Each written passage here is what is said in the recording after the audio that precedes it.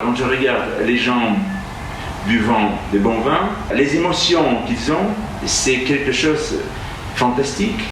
Je t'en ai. Tu peux rentrer. Justement de la capacité du vin à rendre les hommes heureux. Tu as la place dans ta valise? Oui, je trouverai toujours la place dans ma valise. C'est une belle réponse. On organise. Pour du vin, on trouvera toujours la place.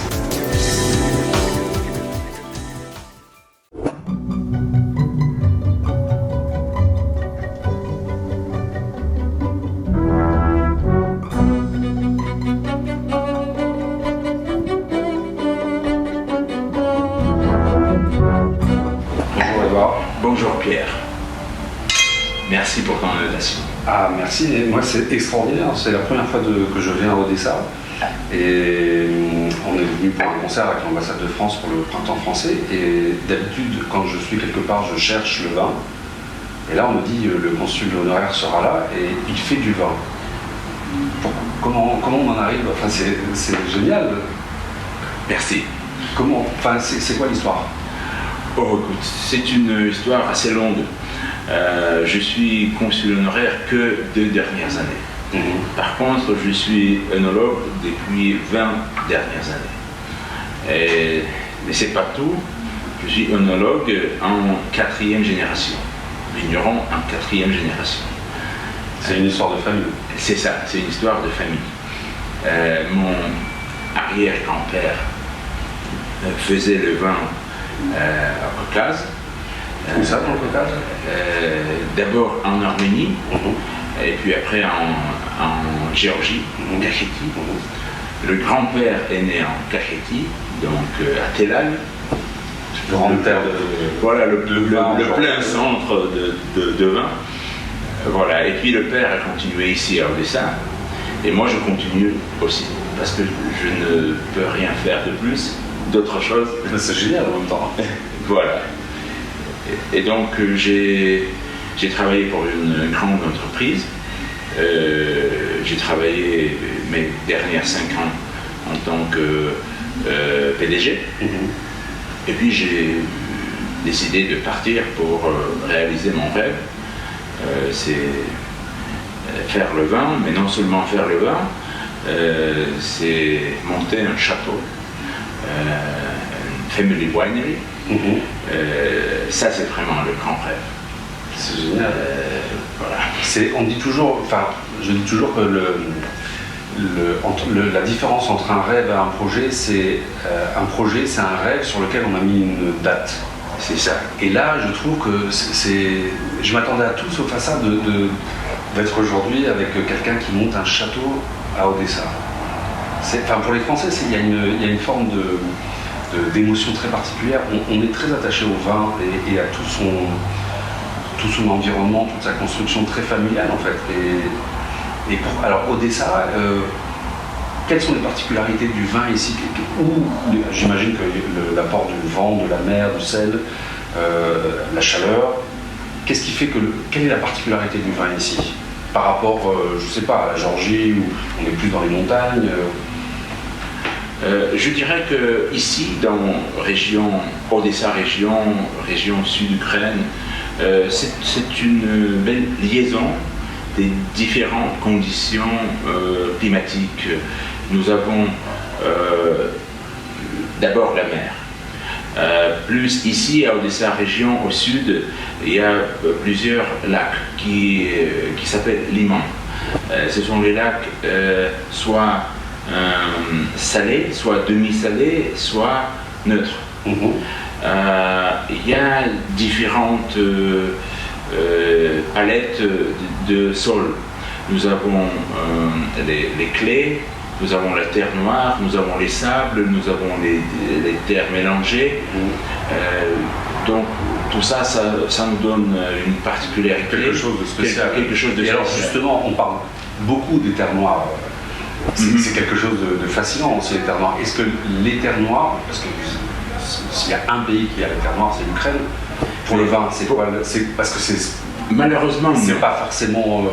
Exactement. Malheureusement, c'est pas le meilleur sol pour la vigne. On dit que la vigne doit souffrir. C'est ça. La terre noire, c'est le sol le plus riche. Voilà. Donc honnêtement, c'est pas le meilleur sol. Par contre, ici, au sud de l'Ukraine, il y a moins de terre noire et il y a quand même des mélanges. Le clay, il y en a beaucoup. Les sables, il y en a pas mal. Ça fait. La silice. Oui, c'est ça. C'est bien. Et ça fait une belle liaison. La terre est déjà riche, mais déjà pas si riche que là-bas au nord. Là où il y a le vrai. La grande épaisseur de terre noire. C'est ça. Où on fait pas de vin d'ailleurs. Pas encore, mais ça commence. Ah oui, ça commence, oui, parce qu'avec la chaleur qui monte toujours, le climat change. Donc ça veut dire que ici, ça va être une terre idéale pour le vin. Je crois. Parce qu'avant, on avait le problème obtenir 20% de sucre. C'était vraiment une challenge, obtenir 20.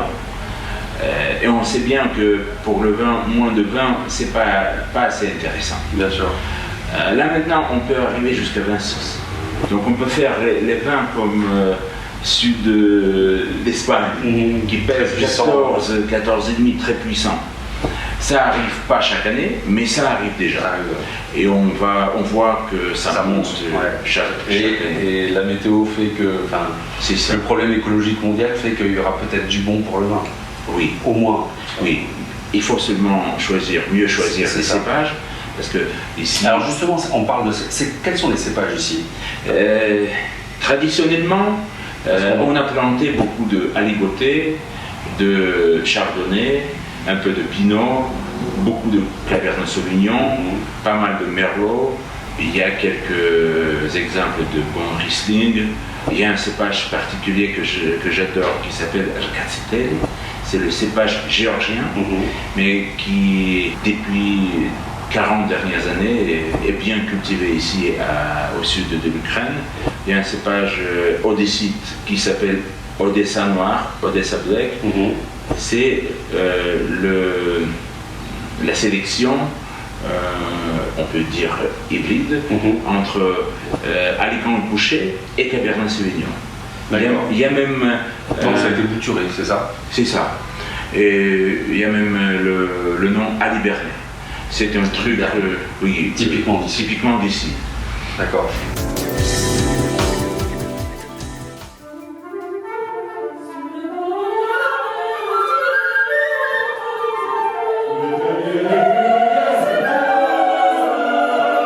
Je suis passionné par le vin pour une très bonne raison. Je suis compositeur, mais j'ai un projet qui s'appelle La route amoureuse des vins. Et j'ai remarqué que très souvent, on boit des bons vins, mais comme on ne le boit pas avec des bons amis, on les oublie. Et je trouve que le vin, pour le garder en mémoire, il faut le boire en bonne compagnie. Et à partir de là, je trouve que le vin se bonifie aussi parce qu'il y a une histoire d'amitié. Et c'est ça, ce projet La route amoureuse des vins, c'est de dire j'ai envie de mettre des vins en musique, mais pas parce qu'il est très célèbre, ça m'intéresse pas. Ce qui m'intéresse, ça peut m'intéresser si je connais la personne et que je trouve que la personne me touche. Et là, par exemple, depuis hier, en fait, je me dis, mais je vais mettre ce vin en musique. Parce que je trouve qu'il y a c'est très délicat s'il fait chaud, s'il pleut, s'il fait froid, etc. Le vin change. Donc la mémoire est très compliquée. Il n'y a que les œnologues, tout ça, qui sont capables de garder cette mémoire techniquement. Mais nous, le grand public, si on aime le vin, on est passionné. Mais comment garder en mémoire, sinon en le buvant, en gardant un souvenir amical? Et ça, je trouve que c'est important. Donc, est-ce que dans ta démarche de château, tu as cette même volonté de dire je fais aussi un vin parce que le vin, finalement, ça se boit avec des amis? Tu as dit exactement ce que je sens. Parce que pour moi, le vin, et surtout mon vin, c'est pas quelque chose de très technique. Les bons vins, tu en trouves. Pour moi, mon vin et le vin en général, c'est une petite partie de grande histoire et de grand monde de vin. Vin, non seulement en tant que buisson, mais surtout vin comme une grande partie de culture, de patrimoine culturel, historique, de monde et des relations entre les gens. Parce que je suis persuadé que le vin, parmi tous les buissons que l'on connaît, alcooliques, pas alcooliques, etc., le vin possède une place absolument particulière dans le monde sur le plan de l'ambiance, de l'art de vivre, de cette partage des émotions, de se rencontrer. Les gens, quand je regarde, même ici dans cet endroit, quand je regarde les gens buvant des bons vins, les émotions qu'ils ont, c'est quelque chose de fantastique et très différente à ce que l'on peut voir ailleurs. Et c'est ça mon idée, c'est ça mon but, c'est montrer que le vin, c'est une des meilleures parties de l'homme, de vie sociale. N'importe quoi on peut faire avec le vin, presque tout on peut faire avec le vin mieux que sans le vin. C'est ça. Et la musique, l'amour, les relations entre les gens, les amis, tout ça, c'est bien contourné par le vin, c'est beaucoup mieux ça, avec le vin que sans. C'est Omar Khayyam qui le disait dans ses roubaillades. Voilà. Le vin est quelque chose qui exauce la vie et les relations. Et pour moi, il n'y a pas longtemps, j'ai raconté ça à mes amis qui m'ont beaucoup aidé avec la préparation du premier festival. C'était difficile, mais avec l'aide de mes amis, c'est très bien passé. Et donc j'ai dit, en fait, moi, la seule chose que j'aime et que je peux faire, c'est rencontrer les gens, c'est accueillir les gens et boire du vin. Et boire ensemble. Voilà. Et donc, tout ça. Bonjour. Bonjour. Bonjour. Je t'en là, papa, pour bien continuer. Non, tu peux rentrer. Voilà. Nous on filme. Ça va? Salut Bob, s'il te plaît. Merci. Justement de la capacité du vin à rendre les hommes heureux. Est-ce que tu peux te mettre un peu. Voilà. Tu fais une photo avec nous? C'est pas une photo, c'est vidéo. C'est pour mon YouTube canal. Merci. C'est mon vin. C'est tout petit, mais notre ami Pierre, heureusement, l'a aimé. Donc. Et le quatuor aussi. Et on a passé un très bon moment hier soir en le buvant, justement. Allez, mes chéris. Salut, bonne journée. Et donc ça aussi montre, tu vois, le vin réunit les amis. C'est ça. Hugo, bienvenue. Merci. En fait, c'est ça mon idée. C'est faire quelque chose, un endroit spécial, qui sera surtout pas le grand restaurant, le grand château sophistiqué, Mais qui génère de l'enthousiasme, de la bonne humeur et de l'amitié. C'est ça. C'est une des plus belles réussites qu'on peut avoir sur Terre. Avoir des amis, passer des bons moments ensemble, être heureux, je pense que ça doit être un de nos buts en attendant. Et je pense que la culture du vin dans ce pays nous rapproche à la Méditerranée, à la région de la Méditerranée, et ça fait la différence entre les Ukrainiens et les Russes. Parce que ça, ici, la culture du vin est plus forte, c'est plus dans notre territoire. Ça, c'est très intéressant. Et ça monte, heureusement ça monte. Chaque année ça monte, la culture de vin ici. Mais on reste toujours sur un niveau très très bas de consommation de vin. Les gens consomment, là par tradition, on boit du vin ici ou pas? Oui, on boit, Mais si on compare ça avec les autres pays européens, le vin, on peut dire, sur le plan de statistique, ça n'existe presque pas. Parce que ça ne fait que 5% de consommation de tout l'alcool en vin.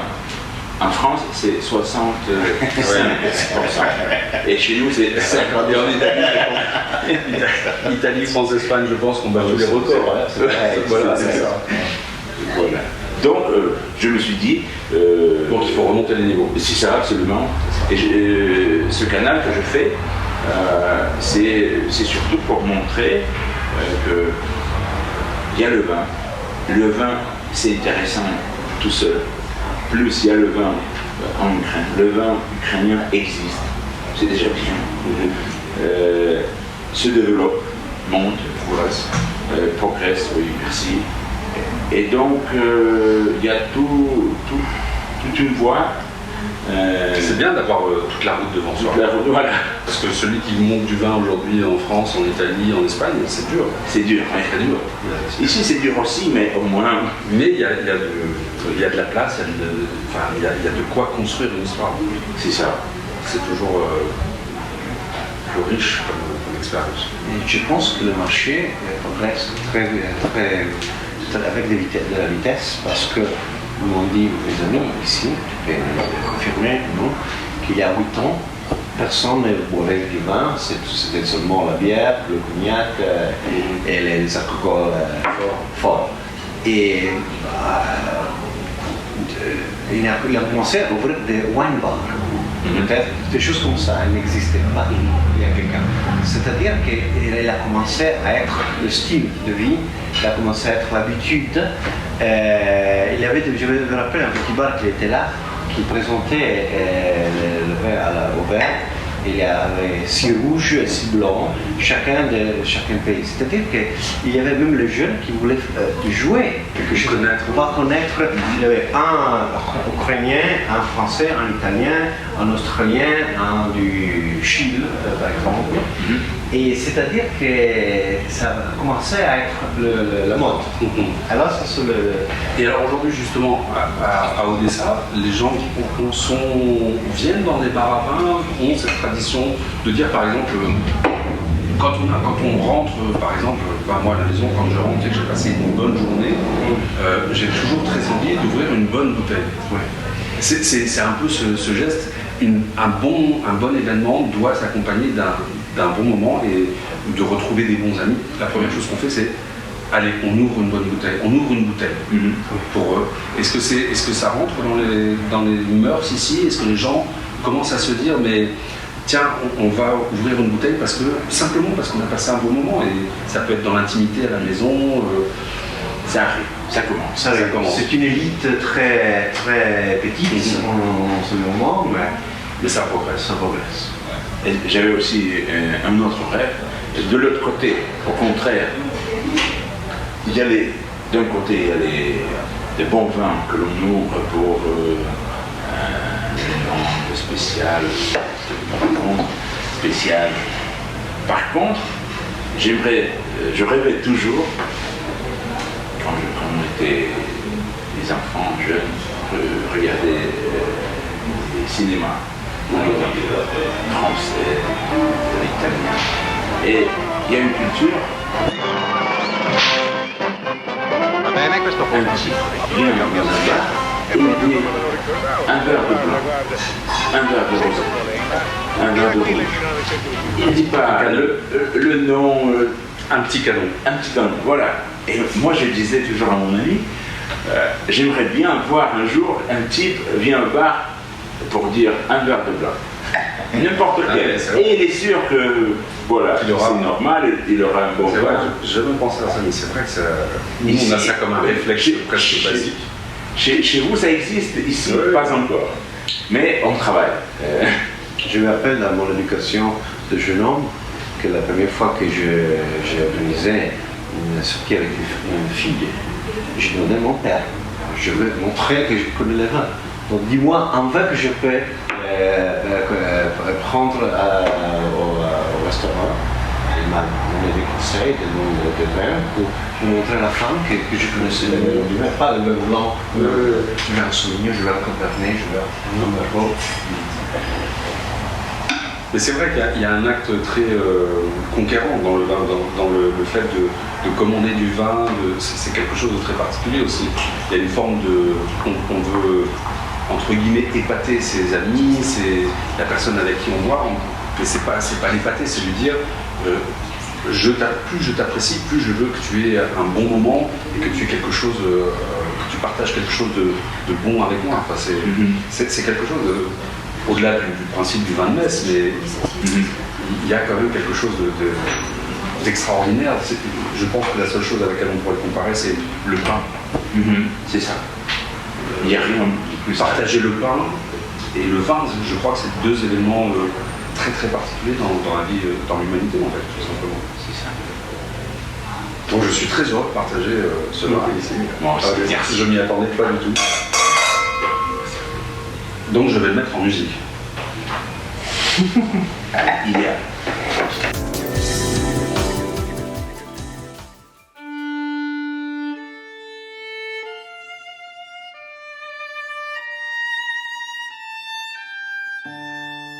Une idée, une forme, un être, parti de l'azur, est tombé. C'est vraiment, alors ce projet, au-delà c'est un projet que je mène depuis plusieurs années et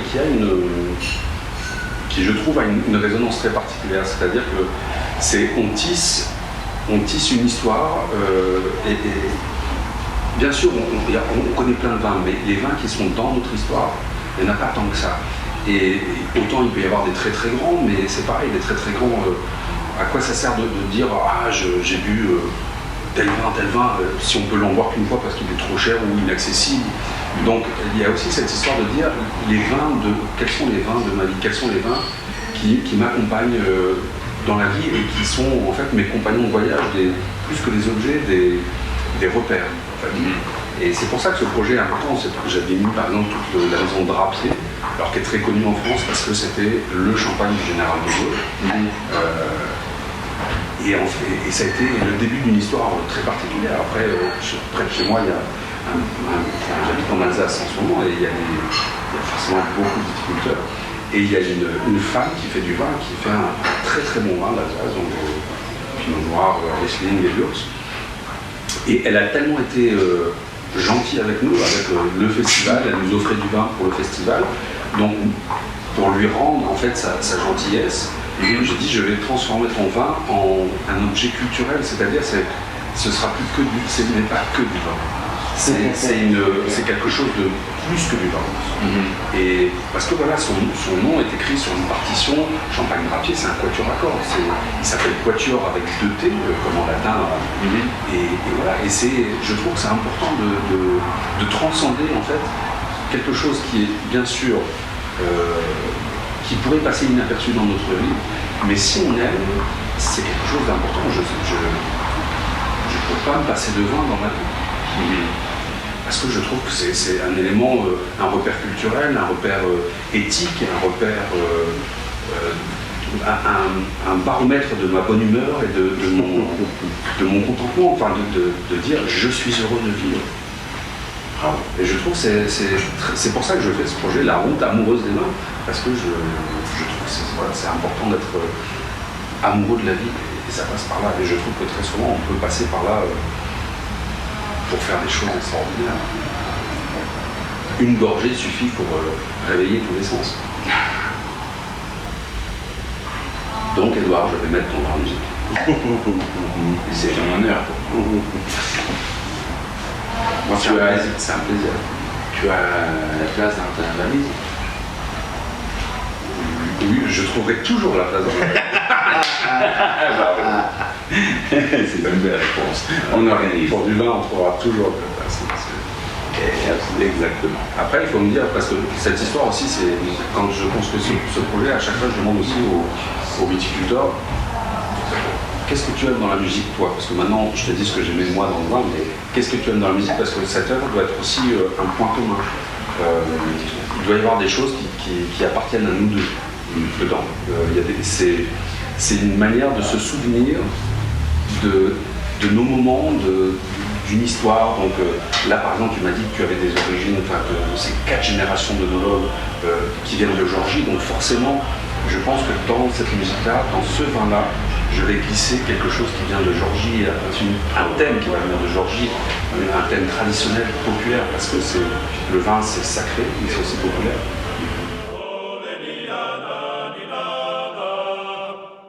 Je vais te raconter. C'est vrai? Oui. Parce que la musique, pour moi, c'est un sujet très extrêmement important. C'est-à-dire, moi, je suis musico-dépendant, un petit peu musico-dépendant. Parce que je ne peux pas, ou j'adore la musique, ou je déteste. La musique qui joue quelque part comme ça, qui ne me touche pas, pour moi, ça n'existe presque pas. Donc, il n'y a que les émotions très fortes pour moi avec la musique. Je partage ce point de vue.